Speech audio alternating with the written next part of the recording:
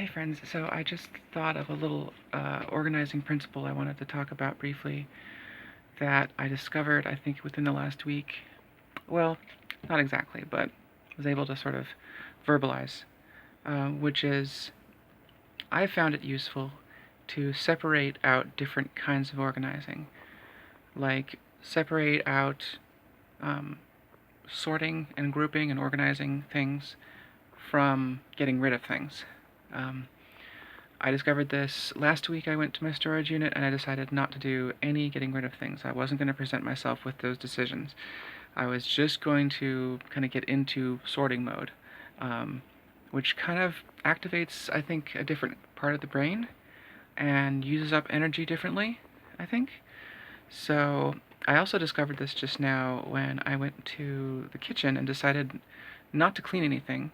There are dishes that needed doing, but instead just organize what was there. Realize, oh, there's all these sort of little random things, some stuff on the stove, some stuff on the counter, I could throw this away.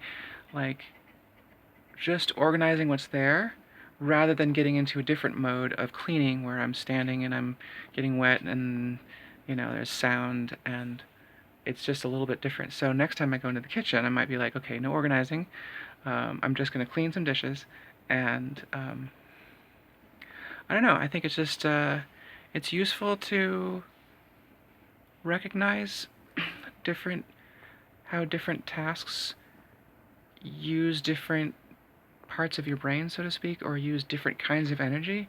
So you might have the energy to, for me, I think deciding what to get rid of, even if each decision is relatively easy, I think that there's a certain kind of like decision quota you might have, or I might have anyway. And after a certain number of decisions, whether or not to keep something literally in my life or not, um, it might deplete me to a degree, and I might not be able to do all those, but I might be able to do something else that doesn't involve decisions or the same kinds of decisions. Decisions! All the same kinds of decisions, like deciding how things are grouped. Deciding how things are grouped is just a different kind of challenge, honestly.